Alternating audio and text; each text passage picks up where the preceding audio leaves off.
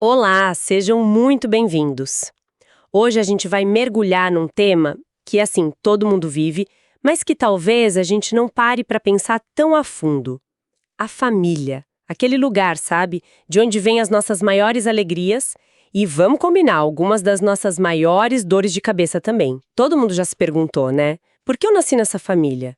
Com essas pessoas, o que une a gente de verdade, além do sangue? São as grandes perguntas da vida, não é? E para buscar umas pistas, a gente vai explorar hoje uma visão que vira biologia de ponta cabeça, a perspectiva espírita sobre os laços familiares. Exato. Nosso papo hoje vai se apoiar em obras como O Livro dos Espíritos, O Evangelho segundo o Espiritismo. Fontes clássicas do assunto. Isso. Para tentar decifrar a família não como, sei lá, uma loteria da genética, mas como um reencontro de almas, com uma missão. É uma proposta bem forte. E para a gente conseguir pegar o fio da meada, tem um conceito que é a chave de tudo. A gente precisa separar o ser material do ser espiritual. Certo. Pensa assim, o corpo é o carro que a gente usa para a viagem desta vida. O espírito é o motorista. O carro uma hora para, mas o motorista, ele segue viagem.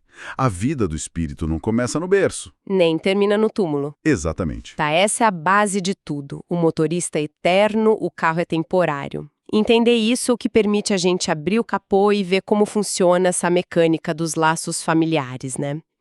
Então vamos começar pela peça principal. Vamos lá. A primeira grande questão, que já bota uma linha divisória clara entre a visão material e a espiritual, vem direto de O Livro dos Espíritos. É a pergunta 203 e ela é super direta. Os pais transmitem aos filhos uma porção de suas almas? Ou seja, a gente é um pedaço espiritual dos nossos pais? Uma pergunta que vai direto ao ponto, né? E a resposta é igualmente direta. Não, pois a alma é indivisível. Indivisível. O que eles transmitem, diz o livro, é somente a vida animal. Em outras palavras, a herança é biológica, é do corpo, do carro. O espírito, o motorista, é uma unidade completa que só pegam a carona naquele corpo. E a gente vê a prova disso o tempo todo, não é? Pais que são, sei lá, gênios da matemática com filhos que são artistas incríveis, mas péssimos com números. Exato. Ou pais super tímidos com filhos que parecem que nasceram para subir num palco. A genética não explica essa personalidade que parece que já vem pronta de fábrica. Perfeito. É como se cada um de nós chegasse para a festa da vida com a sua própria playlist, sabe? A família te dá o salão, a comida, mas a música que vai tocar, a sua vibe, você já trouxe. Gostei da analogia. O espírito é o ser principal, o que pensa, o que sobrevive. O corpo, como diz o Livro dos Médiuns, é um acessório, uma veste que o espírito abandona quando ela se desgasta. Os pais são os guardiões escolhidos para fornecer essa veste, esse corpo. Eles dão o corpo, mas não criam o espírito. Exatamente. Entendi. Os pais são os anfitriões da festa, mas não são o DJ. A nossa essência já vem pronta, mas isso levanta uma pergunta ainda maior. Se não é o acaso e não é a genética dos pais que define a alma, então o que junta esse grupo específico de pessoas sob o mesmo teto? Alguém está montando esses times. Alguém está montando os times. A ideia é exatamente essa. A família é um núcleo de reencontros programados. Isso acontece antes mesmo da reencarnação. Programados? Sim. E o Evangelho segundo o Espiritismo, lá no capítulo 14, explica que existem basicamente duas grandes razões para esses times serem formados. E quais seriam? Imagino que uma seja mais, digamos, agradável que a outra. Com certeza. A primeira é a reunião por afeição. São espíritos que já se amam, que já têm uma sintonia de outras vidas. Ah, que legal! Eles pedem para vir juntos de novo, para continuar crescendo, se apoiando. É daí que vem aquela sensação de conexão imediata, sabe? Aquele amor profundo por um pai, uma mãe, um irmão, que parece que existe desde sempre. É um amor que não coube numa vida só. Não coube. É a continuação de uma história de amor, basicamente. Uma nova temporada de uma série que deu certo. Lindo isso. Faz todo sentido. Mas, e a outra razão? A menos agradável? A segunda é a reunião por prova, ou por necessidade de reconciliação. Nesses casos, espíritos que tiveram antipatias, que foram inimigos em outras vidas, que se machucaram muito, são reunidos no mesmo lar. Espera aí. Isso parece uma receita para o desastre.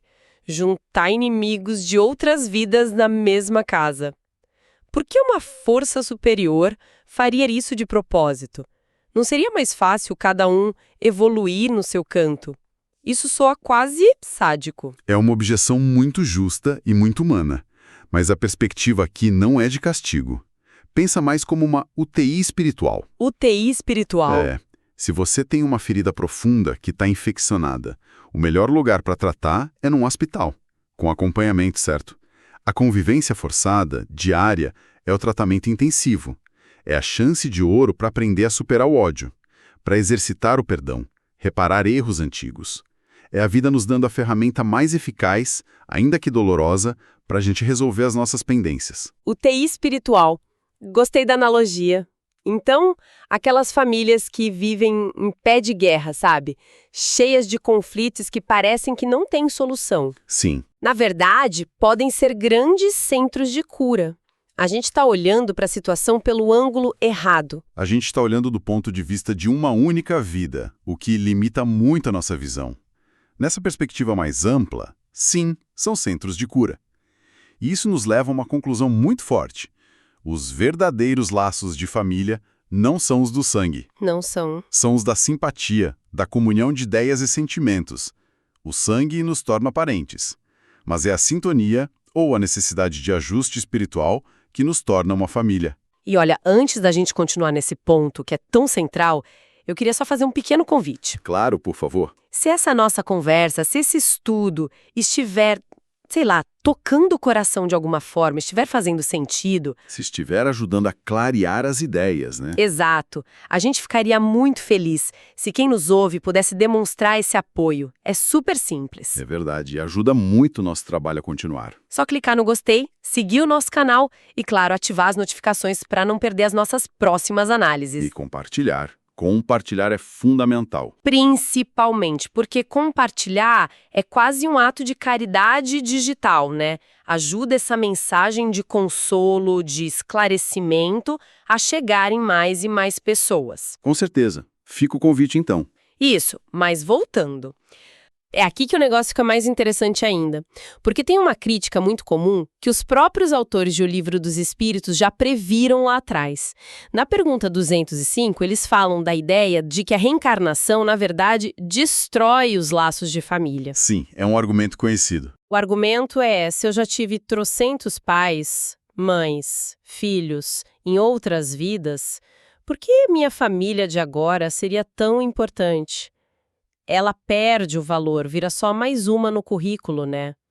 É uma linha de raciocínio que parece lógica, se a gente pensar de forma superficial. Mas a resposta da espiritualidade é o exato oposto. O texto diz que a reencarnação os distende, porém não os destrói. Vamos pensar nessa palavra distender. Distender não é romper, é ampliar, esticar. Exato. Os laços baseados no amor verdadeiro não ficam mais fracos. Pelo contrário, eles se tornam, como o livro diz, menos precários, mais sólidos, porque não estão mais limitados a uma vida que acaba com a morte do corpo. O amor sobrevive e se fortalece através do tempo. Entendi. A ideia de reencontrar quem a gente ama em novas configurações, em novas vidas, não enfraquece o amor de agora. Ela dá a ele uma perspectiva de eternidade. Aquele adeus doloroso da morte vira um até logo. Isso muda tudo. Muda completamente a forma como a gente encara a perda. Muda. Mas a resposta vai além. Diz que a reencarnação aumenta os deveres da fraternidade. Como assim? E essa é uma das consequências morais mais radicais dessa doutrina. A fonte diz: no vosso vizinho ou no vosso criado, pode encontrar-se um espírito que tenha sido ligado a vós pelos laços do sangue. Uau! A noção de família explode para além das paredes de casa. Peraí, essa é uma ideia que vira tudo de ponta cabeça. Quer dizer que eu deveria tratar, sei lá, meu chefe, com quem eu vivo brigando, ou aquela vizinha que faz barulho, Com a mesma consideração que eu teria por um irmão de uma vida passada? A proposta é essa. Isso muda completamente as regras do jogo social. Muda tudo. Aquele colega de trabalho com quem você tem uma antipatia que nem sabe de onde vem. Aquela pessoa que te irrita no trânsito.